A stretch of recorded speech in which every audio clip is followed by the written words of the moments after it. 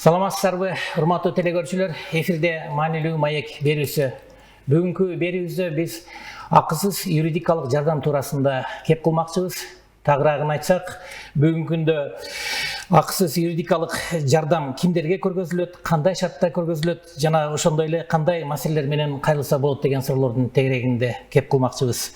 Ал эми бүгүнкү биздин берүүбүздүн конокторун менен тааныштырсам, Кыргыз Республикасынын Юстиция министрлигине караштуу юридикалык жардам кызматынын региондор аралык башкармалыгынын Баткен облустук бөлүмүнүн башчысы Бостонбаев Каныбек Рахманбердиевич жана ошондой эле Кыргыз Республикасынын адвокаттар кеңешинин мүчөсү Баткен облусунун аймактык адвокатурасынын төрайымы Муратова Токтакан Рапиновна болмокчу. Саламатсыздарбы?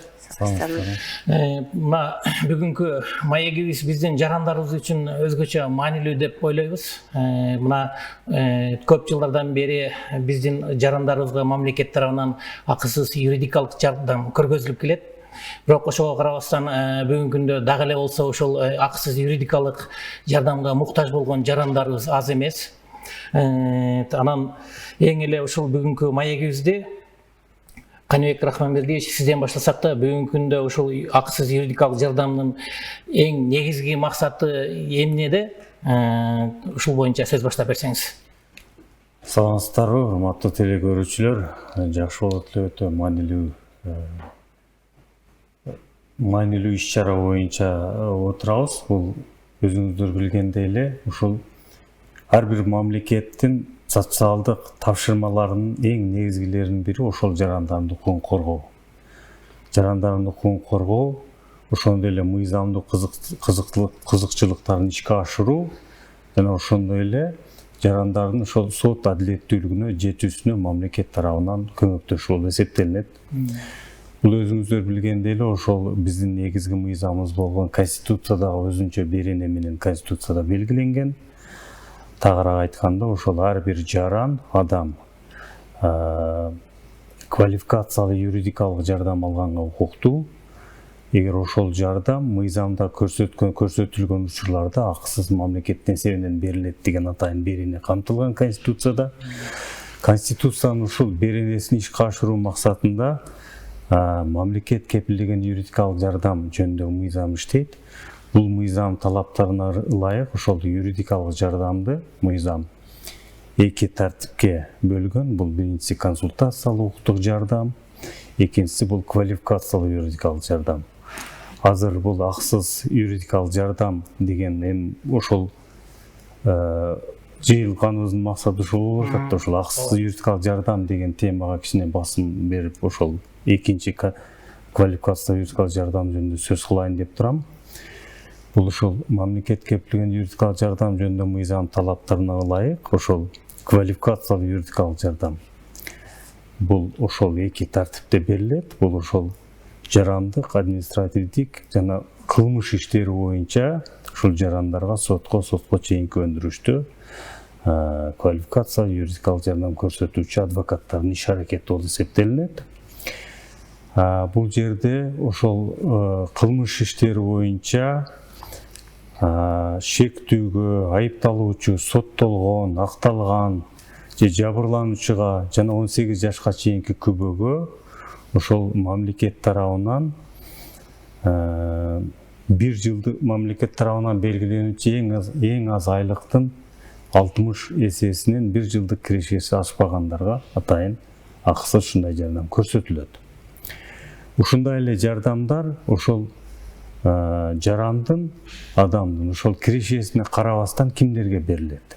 Мисалы үчүн биринчи тартибин алып карай турган болсок, бул жаран кылмыш учурунда ошол кармалган учурда өзгөчө оор кылмыштарга шектелгендерге, айыпталуучуларга жана жашы жете электерге, биринчи, экинчи топтогу майыптуулугу бар жарандарга ошол мамлекет тарабынан акысыз адвокаттар, акысыз юридикалык жардам көрсөтүлөт. Жарандык иштери боюнча айта турган болсок, бул ошол жана көрсөтүлгөн эң аз айлыктын 60 эсесинен 1 жылдык кирешеси ашпаган жарандарга бул эмгек укуктары боюнча эмгек акын өндүрүп алуу, ошо эмгектик чыр чатактарга байланыштуу боюнча тараптарга берилет. Жана ошондой эле кылмыш жана укук бузуулардан келтирилген зыяндын ордун толтуруу боюнча доогерге берилет. Алимент өндүрүү, никени ажыратуу, баланын жашаган жерин аныктоо, ошондой эле ата энелик укуктан ажыратуу боюнча доогер тараптарга берилет. Анан ушул эле жарандык иштер боюнча деле ошол кирешесине карабастан, мисалы үчүн биринчи экинчи топтогу майыптуулугу бар жарандарга, биринчи экинчи ошол жашы жетелектерге, жалгыз бой ошол жаш жетелек балдары бар кароосунда жалгыз бой тараптарга берилет. Улгайган ошол мамлекеттик жатак стационарда жасаган улгайган атуулдарыбызга жана ошондой эле ошо үй бүлөлүк зордук зомбулуктан жабыр тарткан тараптарга акысыз мамлекет тарабынан ушундай юридикалык жардамдар көрсөтүлөт. Жакшы экен. Мына Каныбек Рахманович, негизи ушул акысыз юридикалык жардам качандан бери жүргүзүлүп келет? Анан кандай натыйжа берип атат ушул кызмат көргөзүү? Бул СССРдин малынан эле бул система бар. Ар кандай аталыш менен, бирок багыт ушундай акысыз юридикалык жардам көрсөтүү боюнча. Бизде ушул эгемендикти алгандан бери ушундай юридикалык жардам системасы иштеп келатат. Бул боюнча 2009 жылы ушундай мыйзам кабылданган юридикалык жардам боюнча. Мыйзам ошол ар бир коомдун ошо өзгөрүүсүнө жараша өзгөрүп отуруп, акыркы өзгөрүү 2022 жылы өзгөрдү.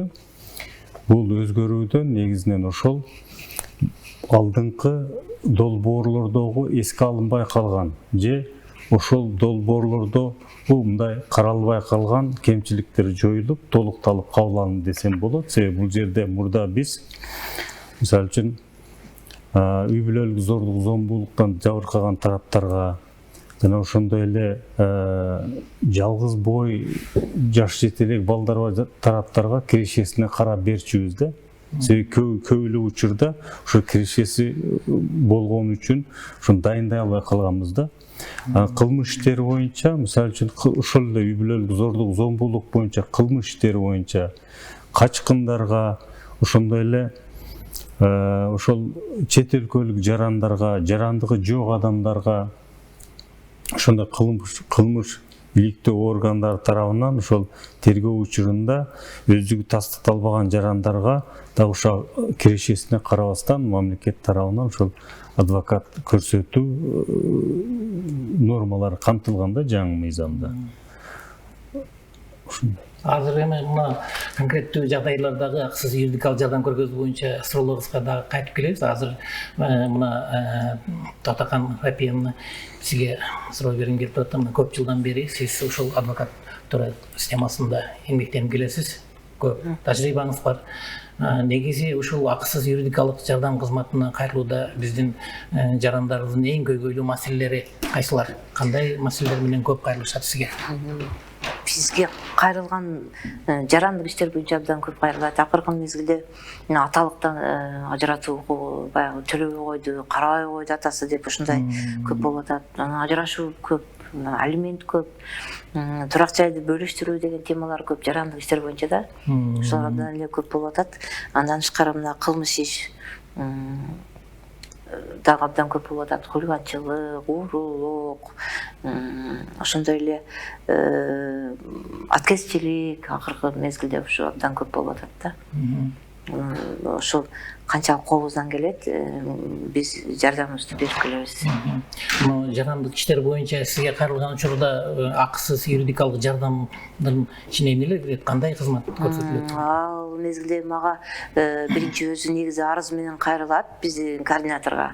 Арызды координаторубуз ошо биздин акысыз кызматка түшөбү түшпөйбү 1-2 жуманын ичинде чечип берет. Ошол түшкөндөн кийин чечим чыгарат. Чечим чыгаргандан кийин биринчи эле алгачкы ошо кеңеш берүүдөн баштайбыз. Иш кагаздарын даярдайбыз. Анан кийин сотко арыз жазып беребиз. Анан сотко катышып, чечим чыгарып, анан чечим күчүнө киргенден кийин биздин ишибиз бүтөт ошол менен. Кийин деле көп жылдардан бери телефон аркылуу кайрылып, жөн келип кайрылып ушундай улана берет. Бирок баягы чечимди биз аткаргандан кийин ошо отчетун берип жабабыз. Мына кийинки кездерде биздин жарандардын арасында кредит боюнча, анан карыздар боюнча негизи абдан ушул маселелер көп болуп атат да. Анан ушул маселелер боюнча акысыз юридикалык жардамга биздин жарандар кайрылып сиздерден акысыз кеп кеңештерди ала алабы? Алат, ооба. Биз эми акысыз юридикалык кеңешке кайрылабы, кайрылбайбы, биз ошо мен 30 жылдык эмгек стажым болсо, адвокаттык, ошо 30 жыл ичинде акысыз чечилбей эле, ошо дайыма эле акысыз берем кеңештерди. Бирок ушул маселеде кайрылгандар көп. Анан дагы бир маселе мына кылмыш иштери боюнча шектүү же жабырлануучу дагы ушул юридикалык акысыз кеңешти алууга мүмкүнчүлүгү болобу? Болот. Жабырлануучу тарапты, жабырлануучунун мыйзамдуу өкүлү болот. Бүгүнкү күндө абдан көп менде. Жасаган иштерим бар. Бүтүрүп, анан бүгүнкү күндө дагы өндүрүштө турган иштер бар. Кошумчалап кетсем болобу ушул суроого? Бул юридикалык жардамды ошол ишке ашыруунун мындай тартиби бар, өзүнчө белгиленген. Мисалы үчүн бизде ар бир айдын 25-inde жаңы айга карата адвокаттардын нөмүр графиги түзүлөт. Бардык судебный соттук тергөө органдарына жөнөтүлөт. Ошол графикке карап, жаран кармалган учурда ошол жаранга мисалы үчүн кылмыш иштер боюнча кармоо учурунда адвокаттын катышуусу бул милдеттүү. Бул Конституцияда каралгандагы норма жана кылмыш жаза процесстик мыйзамдардагы бул сөзсүз обязательно көрсөтүлгөн талаптардын бири да. Бусуз кармоо мыйзамдуу болуп эсептелинбейт. Ошол учурда кармоо учурунда тергөөчү, может дагы башка ыйгарымдуу органдар тарабынан кармалган тарапка ошол мамлекет тарабынан адвокат алуу укугу сунушталат. Эгер адвокатыңызды чакырыңыз, эгер кааласаңыз мамлекет тарабынан дагы адвокат алсаңыз болот деген сунуштарды айтып, ошол график боюнча адвокат чакыртылат ал жерге. Мурда эми бул кеңирээк токтолуп кетейин бул темага. Мурда өзүңүздөр билгендей эле адвокаттардын кызмат акысы өтө эле төмөн болгон. Өтө эле төмөн болгонго байланыштуу мындай сапаттуу, мындай качественный, квалифицированный юридикалык жардам берүүгө кичине кыйынчыраак татаал болчу да. Азыр өзүңүздөр билгендей ушул президентибиз Садыр Нуркозоевич өзү адвокаттар съездинде ушул мамлекет кепилдеген юридикалык жардам системасын өнүктүрүү керек экендигин бул боюнча ушул съездде белгилеп, бул боюнча тиешелүү иш-чаралар көрүлө турганын айтып өткөн. Ошого байланыштуу 2022 жылы ошол токтомдор өзгөртүлүп, ушул адвокаттарга төлөөчү суммалар мындай кандай десек, ошутимый деңгээлде көтөрүлдү да. Уже көтөрүлүп, бул дагы болсо ошол сапаттуу жарандарыбыз ошол сапаттуу юридикалык жардам көрсөтүүгө жакшы түрткү болду да. Мурда ошол тергөө кармоо учурунда эле ошол адвокатты чакырып, почему? Потом ал учурда сөзсүз обязательно адвокат катышуу милдети болгон үчүн эле көп учурда чакырткан да адвокаттычы. Себеби без адвокат болбосун деген. Бирок андай азыр тартип башкача. Жарандар өзү барып, ошол мага мамлекет тарабынан дайын адвокаттарды бер деп суранып, даже биздин офисибизге келип арыздарды жазып кен учурлар көп болуп атат да. Акыркы учурлардан айта турган болсом, башка адвокаттардын ишинен отказ кылып, бизге келген дагы 1-2 учур болду. Бирок мага ошол мамлекет тарабынан дайындалчу адвокаттардан камсыз кылып бериң деп арыз кылып, 3-4 эпизод боюнча адвокат алмаштырып берген учурлар болду.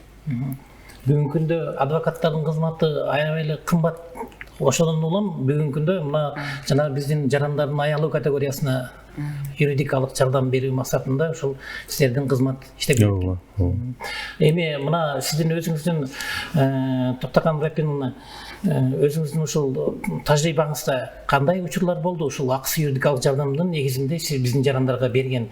ошо жардамыңыз боюнча бир Менде бүгүнкү силердин берген ушу жарым саатпы ошол учурунда айтып бүтүп абдан эле айтып бүтө албайсың, көп да эми баягы күнүгө эле 3-төн 4төн соттук процесстерге катышабыз, жасайбыз. Ошонун бир айрымдарын айтып өтөйүн. Биринчиден баягы аталык укуктан ажыратуу боюнча ушу баягы алимент эми негизи баягы айтарым, эгерде бир никеден ажыратуу баягы үй бүлө ажырашып атканда мен негедир ушу күтөм да, ушу жарашып калабы экен, ортодо балдары бар экен деп кадимкидей биринчи жолукканда отуруп алып сүйлөшүп маселени жакшы жагынан бүтүрүүнүн аракет кылам. Ушу жараштырганга убакыт берем, өзүмчө эле отуруп алып эмне себебин издейм, экинчи жакты деле баягы көрүп сүрүштүргөнгө аракет кылам.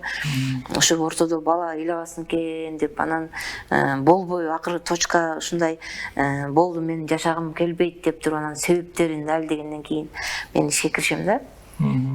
Ошондой учурлардан бир атасынын такыр эле карабайт экен, баягы балдар чоңойгондо балдарга паспорт алыш керек, бир документтерге сөзсүз түрдө атасынын уруксат керек да.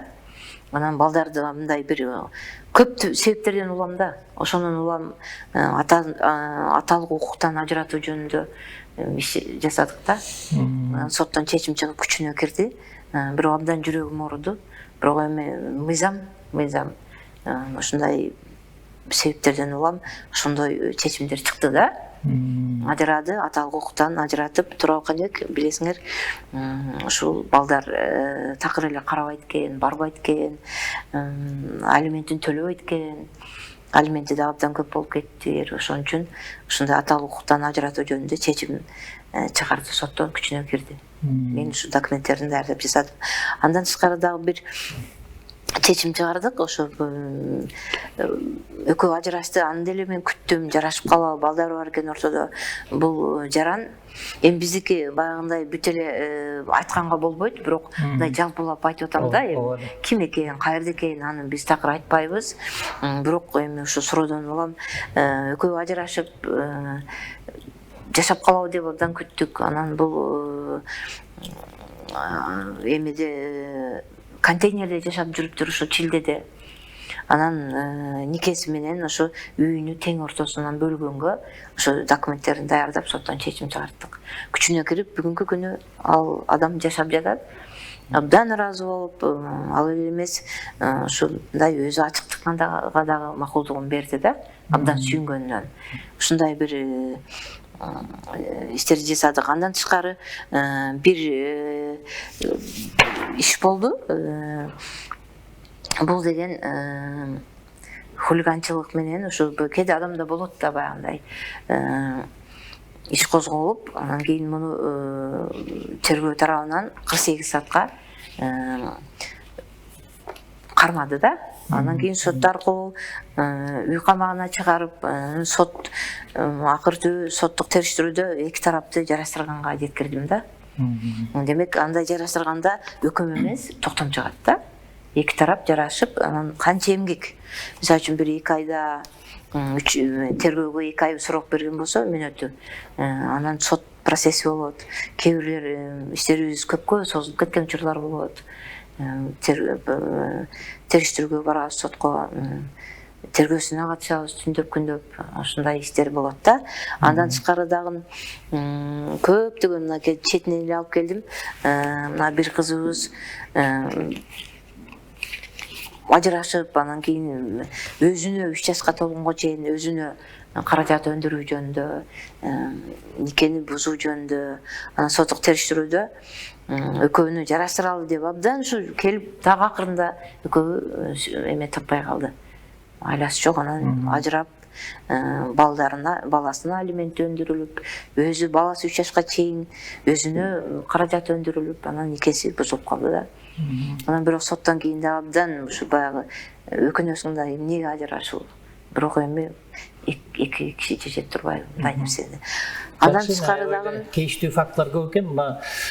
Каныбек Рахимович, сизден сурагым келет да, бүгүнкү күндө ушул акысыз юридикалык кеңешке кайрылуу үчүн документтер талап кылынабы? Эгер талап кылынса, кандай документтер талап кылынат? Туура, бул үчүн жарандык иштер боюнча паспорт менен кайрылат. Өзүнүн тастыктаган документ менен. Эгер жанагы айтып кеткендей эле ошол кирешесине карабай дайындала турган иштерге түшө турган болсо, мисалы үчүн майыптуулугу бар болсо, ошол майыптуулугун тастыктаган корутундулар, ошол эле кезде ошол жалгыз бой эне катары кайрылып аткан болсо же ошол ушундай маселелер боюнча ошол тастыктаган документтерин кайрылса, ошонун негизинде дайындап беребиз. Анан кылмыш иштери боюнча ошол тергөө кылмыш иши боюнча процессуалдык мындай статусун аныктаган документ, мисалы үчүн жабырлануучу катары тааныган тергөөчүнүн актысы, токтому или айыпталуучу катары ошондой документтер менен кайрылат. Биз ал документтерди алабыз, аны алып туруп ошол тиешелүү мамлекеттик органдарга же ошол салык, социалдык фонд, социалдык коргоо жана башка органдарга бунун кирешесин жана социалдык статусун аныктоо үчүн запрос жөнөтөбүз да. Ошолор менен кайрылса эле биз ошону тастыктап, мыйзамга каралган учурларга туура келсе дайындап беребиз, чечим чыгарып адвокатка. Бул юридикалык кызмат көрсөтүүдө адвокаттардын дагы баягы квалификациясы, алардын тажрыйбасы дагы абдан маанилүү да. Ушул жагы дагы сиздер тараптан көзөмөлдөнөбү? Эң туура маселени койдуңуз. Себеби бул адвокаттарды акыркы мезгилде ошол юридикалык жардам кызматы биздин өнөктөштөр менен ошол атайын квалификациясын жогорулатуу боюнча окуулардан өткөрүп, мисалы үчүн жашы жете электер боюнча атайын адвокаттардын тобун, ошол адам сатуу курмандыктары боюнча, анан үй бүлөлүк зордук, зомбулук, ушундай үй бүлөлүк дагы башка маселелер боюнча атайын окуулардан өтөт. Эгер ошол катталган иш, мисалы үчүн катталган иш ошол кайсы неме болсо, мисалы үчүн үй бүлөлүк зордук, зомбулук боюнча катталган болсо, ошол биздин реестрден ошол тармак боюнча адистештирилген адвокаттарга дайындоо артыкчылык берилет да. Себеби бул жардам сапаттуу көрсөтүлүш үчүн. Ал эми мына юридикалык акысыз кеңеш бүгүнкү күндө онлайн же болбосо телефон аркылуу дагы жүргүзүлөбү? Ооба. Бизде 114 шыр байланышы бар. Ушул жака кайрылып, акысыз консультациялык юридикалык жардам алса болот да. Бул жерден эгер маселе консультация эресинде чечилсе, ошол консультация берилип, чечүүнүн жол жоболору тууралуу көрсөтмөлөр берилет. А эгер маселе консультация иретинде чечилбей турган болсо же башка органдарга тиешелүү болсо, ошол жерден ошол жарандын кайрылуусун башка органдарга кайра жөнөтүү менен жөнөтүлөт. Анан бул консультациялык юридикалык жардам боюнча кичине токтоло кетсек, бул юридикалык жардам жөнүндө мыйзамда ошол жана айтканмын, юридикалык жардам, консультациялык жардам жана квалификация юридикалык жардам деп эки түргө бөлүнөт. Консультациялык укуктук жардамды ошол мамлекет кепилдеген юридикалык жардам боюнча мыйзам талаптарына ылайык бардык мамлекеттик органдар аткарган ишин чегинде аткарууга милдеттүү да. Мисалы үчүн бир мамлекеттик мекемеге кайрылсаң, жок бул адвокаттын иши же бул кадастрдын иши деген маселе болбош керек да. Ар бир ошол өзгө тиешелүү маселе боюнча кайрылган жаранга ошол мындай сабаттуу укуктук консультациялык жардам көрсөтүш керек. Анан ушул эле учурда 2023 4 майда кабыл алынган 241 токтом бар. Ушул юридикалык мамлекет кепилдеген юридикалык жардам көрсөтүүнүн өзара субъекттердин өзара аракеттенүү тартиби боюнча. Бул тартипте именно ошол жарандардын укугун, ошол консультациялык жана юридикалык маселелерин чечүү боюнча атайын токтом боюнча бириктирилген мындай команда десек да болот да. Бул жерде ошол жаран бир мамлекеттик органга кайрылып, эгер ал жерден чечилбей турган маселе болсо, ошол кийинки тиешелүү органга перенаправить этип, ошол жөн эле өткөрүп коюп эле, жөнөтүп коюп эле отурбастан ошол маселени контроль кылганга дагы укугу пайда болот да. Ошол маселени чечүү боюнча, мындай айтканда, жарандарды ашыкча оорачылыкты азайтат да бул жерде. Мисалы үчүн бир маселе боюнча кайрылды, маселе консультация эресинде чечилбей турган болсо, ошол биздин юридикалык жардам кызматына жөнөтсө, ошол жана башында айтып кеткен мыйзам талаптарына туура келсе, ошол мамлекет тарабынан адвокат дайындап берип чечкенге шарт түзүлөт да. Ушундай шартта иштеп атабыз. Анан 2024-жылга карата кичине статистикага токтолуп кетейин. Жалпысынан 834 жаранга 2024-жылы Баткен областында квалификация юридикалык жардам көрсөтүлдү. Анын ичинен 444 кылмыш иштери боюнча, 390 бул жарандык иштери боюнча берилди. Анан жалпысынан ошол консультациялык укуктук жардам көрсөтүү боюнча Баткен областынын аймагында Кыргыз Республикасы Конституциясынын кабыл алынган күнүнө карата, Кыргыз Республикасында ошол юристтердин күнүнө карата жана ошол адам укуктарынын күнүнө карата атайын акысыз юридикалык жардам көрсөтүү акциялары өттү. Бул акцияларды ошол жалпысынан бириктирип айтканда 1300дөн ашык жаранга акысыз консультациялык юридикалык жардам көрсөтүлдү.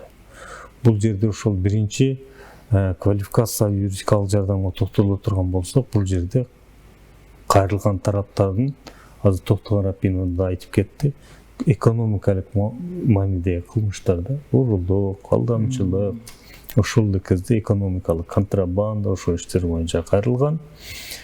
Консультациялык иш-чаралардын алкагында кайрылгандардын саны басымдуу бөлүгү бул үй бүлөлүк, жер маселелери, жерди бөлүштүрүү, ушундай маселелер боюнча көп катталды. Көп кайрылган адамдар көп болду. Мына Токтогон Рапинов, сизде адвокаттык тажрыйбаңыз аябай көп деп айттык.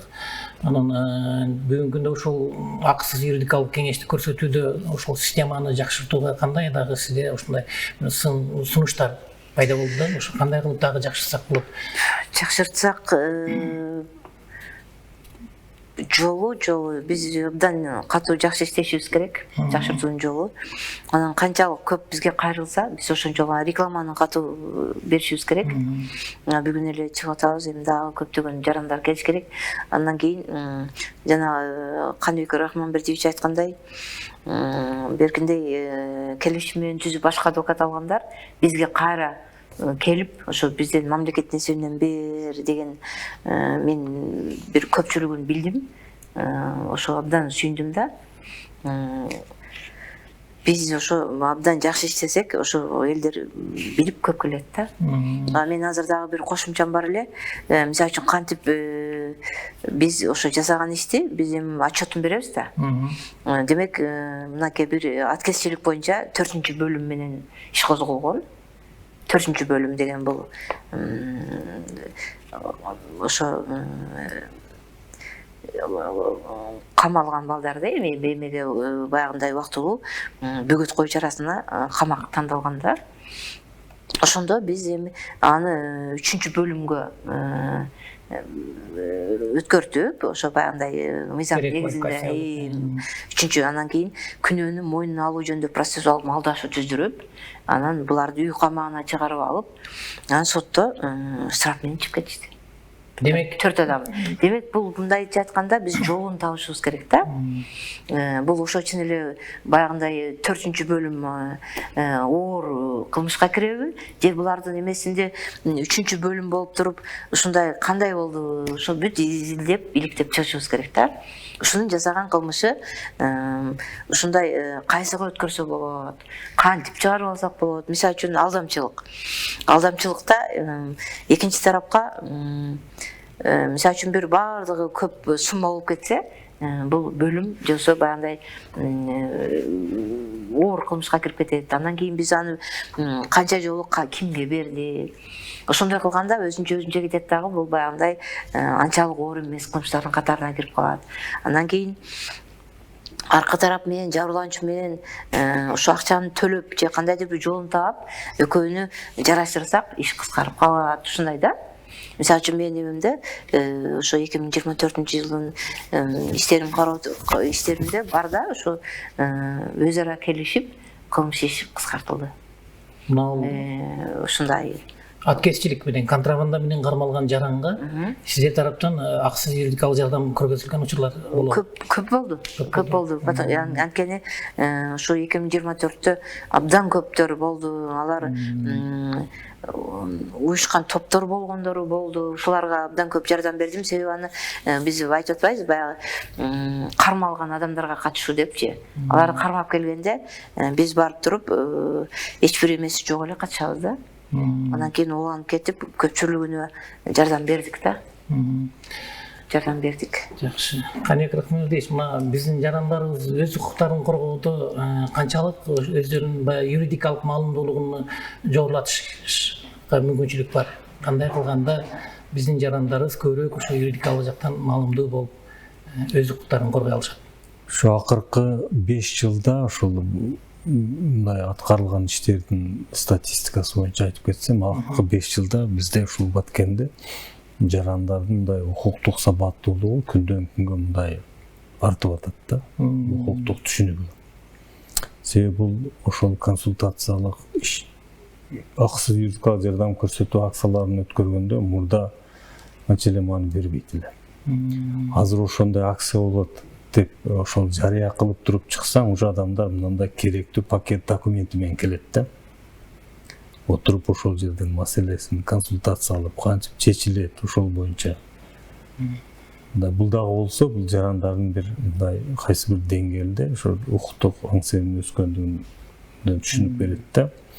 Анан дагы айтып кете турган нерсе ошол юридикалык адамдын ушул жарандардын укуктук сабаттуулугун көтөрүү бардыгы үчүн керек нерсе да. Себеби бул юридикалык маселелер эч ким өз мындай эме болгон эмес болсо, сөзсүз эртеби кеч бир кайсы бир тармак боюнча мындай кабылып калышыбыз мүмкүн.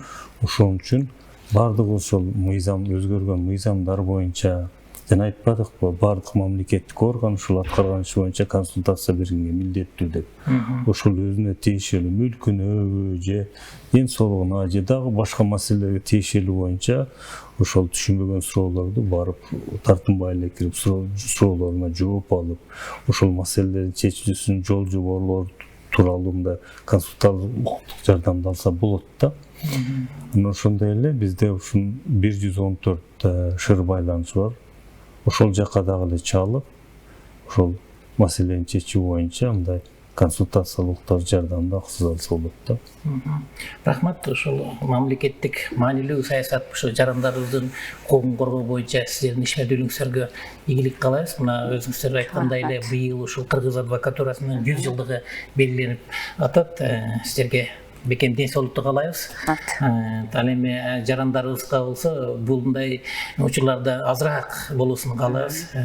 Урматтуу телекөрүүчүлөр, биздин бүгүнкү маанилүү маек берүүбүз соңуна чыгып атат. Бүгүн биз юридикалык акысыз жардам туурасында кеп кылдык. Ал эми биздин конокторубуз Кыргыз Республикасынын Юстиция министрлигине караштуу юридикалык жардам кызматынын региондор аралык башкармалыгынын Баткен облустук бөлүмүнүн башчысы Бостонбаев Каныбек Рахманбердиевич жана Кыргыз Республикасынын адвокаттар кеңешинин мүчөсү Баткен облустун аймактык адвокатурасынын төрайымы Муратова Токтакан Рапиновна болду. Ал эми берүүнү мен Мамажан Молдоев алып бардым. Саламатта туруңуздар.